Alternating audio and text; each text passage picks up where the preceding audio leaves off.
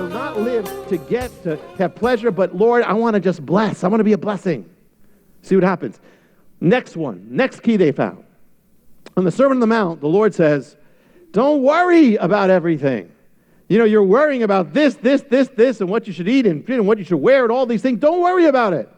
The Lord is actually the one who says, don't worry. Now, he's not speaking to those who are not believers. If you're not saved, you got a lot to worry about. The first thing is to get saved. Then you don't have to worry. But if you're saved, he says, don't worry about all these things. He says each day has enough trouble anyway. Trust the Lord. He says the Gentiles, he's talking about the pagans, those who didn't know the Lord, they're running after all these things about money and clothing and all these things, and all their focus is on it is how they can survive, and therefore they're in fear and they're in anxiety. But he says, you shouldn't be like that. You have a Father in heaven. You're not an orphan. He spoke to Martha, and Martha, you are troubled about so many things, but only a few things are necessary, even one. He says, Mary, your sister, has chosen the better part. What did studies show? What did scientists discover about this? They discovered that one of the keys of the joyful life are those who choose not to worry about everything. In other words, a book called Don't Sweat the Small Stuff. People say that. Don't sweat the small stuff. And underneath it in this book, it says, and it's all small stuff. Well, it's not all small stuff, but it's mostly all small stuff. What's not small stuff is salvation and your relationship with God. That's big stuff. So Messiah says to Martha, you're worried, but the big thing was being at my feet. Mary has your relationship with God. That is the key. That's the one thing you want to get right in the will of God and the relationship with God. That's it. Well, once you do that, once you are the will of God, once you're putting that first, you're saved from judgment and hell. Everything else is gravy. Think about how many things we get bent out of shape over in this life. And it could be anything. You have things to worry about. And everything, and the next day there's going to be another thing to worry about. Do you want to spend your life, make up your mind, you want to spend your life worrying all the time? Then you know what happens? You won't be a Christ-like person, a Messiah-like person. If you're worrying all the time, guess what it's going to do to you? It's going to make you more selfish. Because if you're worried most of the time about you. And if you're worried about you, you're then you're not going to be having a giving heart to bless. I remember early in the ministry, and the enemy will always use something, always. And if you show him that you're going to be worried, that's good, this works, let's keep doing it.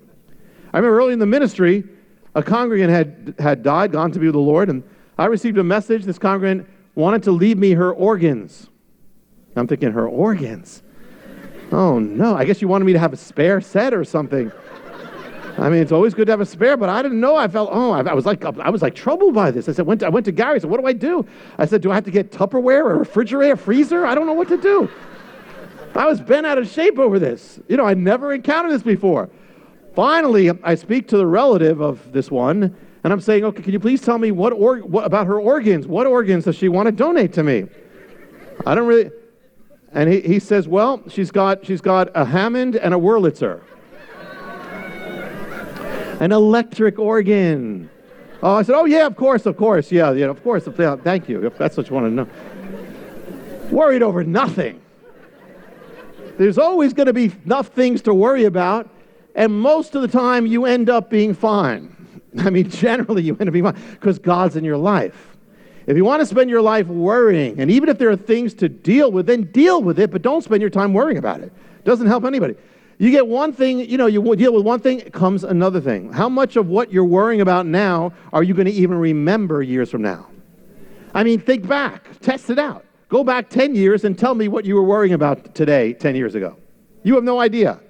But back then, it seemed so big.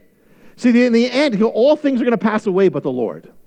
So therefore, it says, cast your anxieties on the Lord. Cast your burdens on him because he cares for you. Now, that goes together. Think about it.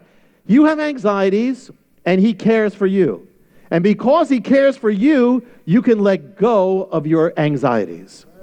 And in fact, in English, in some of your translations, it says, cast your cares upon him. But now look at the connection. Cast your cares on him because he cares for you. Look at that. It's a battle of care. You see, if you're focused on your cares, and you're not going to be focused on his caring. That's what it means. If you're focused on his caring for you, you're not going to have to care for all these things.